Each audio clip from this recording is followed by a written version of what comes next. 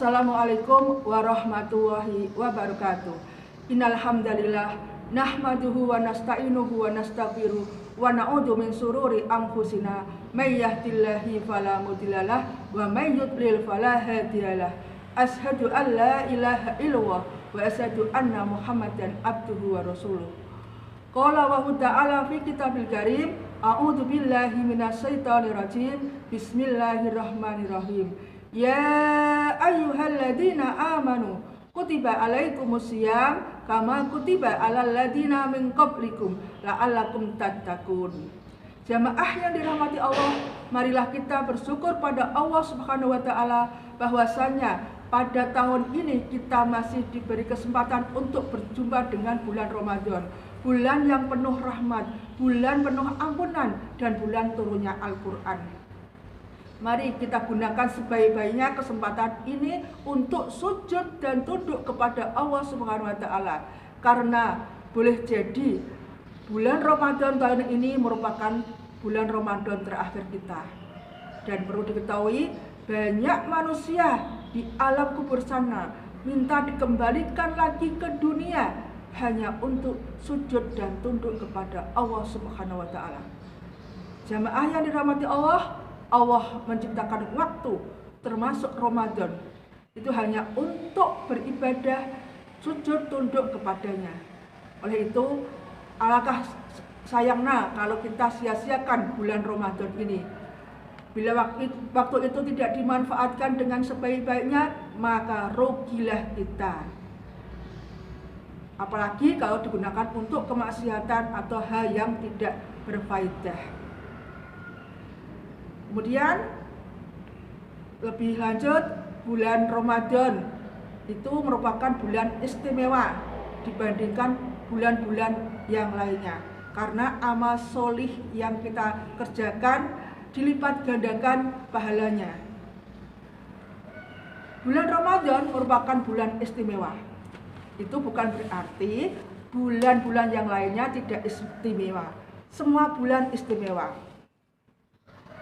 Dan semua waktu istimewa jika digunakan untuk beramal solih. Dan hal itu tidak sia-sia, Allah akan memberikan pahalanya. Hanya saja bulan Ramadan berbeda dari bulan yang lainnya. Karena kewajiban menjalankan puasa sebulan penuh tidak ada di bulan-bulan yang lainnya. Dan sebagai penyempurna puasa, kita harus mengeluarkan zakat fitrah. Nah, kebahasan pada saat ini kita membahas tentang zakat fitrah. Apakah zakat itu? Zakat adalah sejumlah harta yang wajib dikeluarkan oleh umat muslim untuk diberikan kepada golongan yang berhak menerimanya. Dalam Al-Quran ada 8 asnaf atau 8 golongan. Zakat termasuk rukun Islam yang keempat dan menjadi salah satu unsur paling penting dalam menegakkan syariat Islam. Oleh karena itu, hukum zakat adalah wajib bagi setiap muslim yang telah memenuhi syarat-syarat tertentu. Zakat juga merupakan bentuk ibadah seperti sholat, puasa, haji, dan lainnya yang telah diatur dalam Al-Quran dan As-Sunnah. Jamaah yang dirahmati Allah, apakah zakat fitrah itu dan siapa penerimanya? Zakat fitrah adalah zakat yang wajib dikeluarkan umat muslim menjelang hari raya Idul Fitri atau pada bulan Ramadan. Zakat fitrah dapat dibayarkan 3,5 liter atau 2,5 kilogram makanan pokok dari daerah yang bersangkutan. Karena di Indonesia makanan pokoknya adalah nasi, maka kita mengeluarkan zakatnya berupa beras. Kemudian penerima zakat menurut Quran surat At-Taubah itu ada 8 asnaf. A'udzu billahi minasyaitonir rajim. Bismillahirrahmanirrahim. Innamas shadaqatu lil fuqara'i wal masakini wal amilina 'alaiha wal mu'allaqati qulubuhum wa fir riqabi wal gharimina wa fis sabilillah wa ibnis sabil fariidatan minallah wallahu alimun hakim, yang artinya sesungguhnya zakat itu hanyalah untuk orang-orang fakir, untuk orang miskin. Amil zakat yang dilunakkan hatinya, mu'alaf untuk memerdekakan budak, untuk membebaskan orang yang berhutang, untuk jalan Allah, dan untuk orang yang sedang dalam perjalanan, sebagai kewajiban dari Allah. Allah Maha mengetahui lagi Maha bijaksana. Berdasarkan Quran surat At-Taubah ayat 60 di atas, maka yang berhak menjadi penerima zakat yang pertama adalah fakir. Siapakah fakir itu? Fakir adalah orang yang memiliki harta namun sedikit. Dia tidak punya penghasilan sehingga jarang bisa memenuhi kebutuhan sehari-harinya. Di atas fakir adalah miskin. Siapakah orang miskin itu? Orang miskin adalah orang yang punya harta tapi juga sedikit. Dia punya penghasilan namun hanya bisa untuk makan sehari itu saja. Itu miskin. Kemudian yang ketiga adalah amil. Amil itu adalah orang yang mengurusi zakat dari menerimanya sampai menyalurkannya kepada yang membutuhkan atau juga disebut panitia zakat. Yang keempat adalah mu'alaf. Mu'alaf adalah orang yang baru masuk Islam. Ini termasuk golongan yang mendapatkan zakat agar dia semakin kuat dalam menerima Islam sebagai agamanya, Allah sebagai Tuhannya, dan Muhammad sebagai Rasulnya. Kemudian penerima zakat yang kelima adalah riqab. Riqab itu adalah untuk memerdekakan budak. Di zaman dahulu banyak orang yang dijadikan budak oleh saudagar-saudagar kaya. Inilah kenapa budak itu dimerdekakan, termasuk dengan zakat ini. Kemudian yang keenam adalah gharim. Gharim itu adalah orang yang punya hutang. Orang yang membeli hutang tidak untuk kemaksiatan, tidak untuk berjudi, tidak untuk minum-minuman keras, itu mendapatkan zakat. Tetapi kalau untuk berdagang, untuk modal, kemudian bangkrut, juga dia gugur sebagai penerima zakat.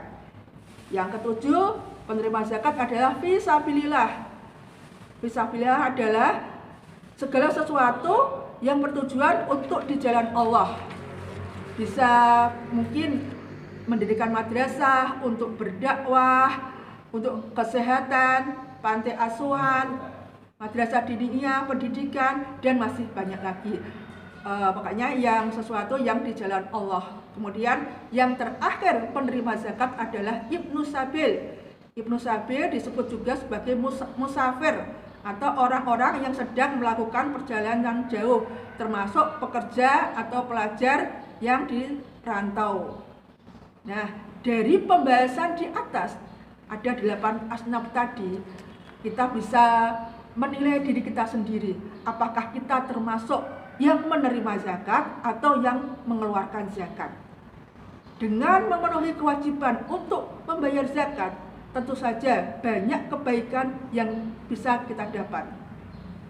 Di antaranya, perintah membayar zakat diwajibkan kepada umat Islam yang mampu memenuhi kebutuhan hidup sehari-hari, untuk membersihkan hartanya dari hal-hal yang subhat. Sedangkan bagi penerimanya bisa untuk mencukupi biaya hidup sehari-hari. Nah, itu manfaat dari zakat. Kemudian hikmah dari zakat, yang pertama adalah mempererat tali persaudaraan antara masyarakat yang mampu dengan masyarakat yang kekurangan. Jadi ada orang yang mampu dan itu mengeluarkan zakat, dan yang kekurangan menerimanya. Kemudian yang kedua, mengusir perilaku buruk yang ada pada seseorang.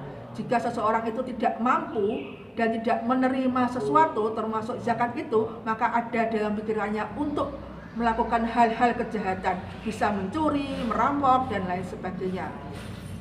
Kemudian yang ketiga adalah sebagai pembersih harta dan menjaga seseorang dari ketamakan harta. Ya, orang yang kaya kalau tidak dikeluarkan zakatnya, orang yang tamak tidak mau mengeluarkan zakatnya itu.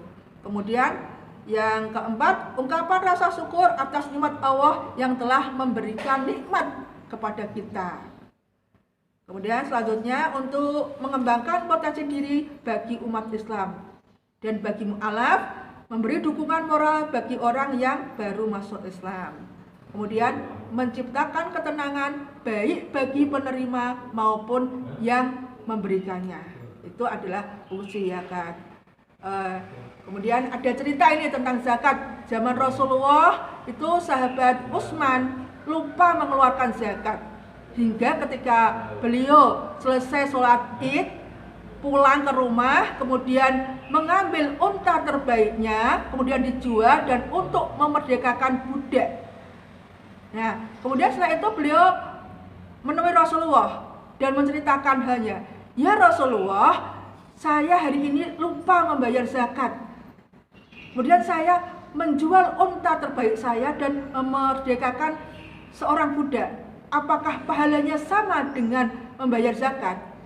Kemudian Rasulullah bersabda kepada para sahabat ya, waktu itu banyak para sahabat mengatakan bahwa zakat fitrah tidak bisa digantikan dengan amalan yang lainnya. Walaupun engkau memerdekakan 100 orang budak. Nah, itulah pentingnya zakat. Mari kita mengeluarkan zakat fitrah. Semoga Ramadan ini puasa kita diterima oleh Allah Subhanahu wa taala. Demikian sedikit tausiah tentang zakat. Kurang lebihnya mohon maaf. Assalamualaikum warahmatullahi wabarakatuh.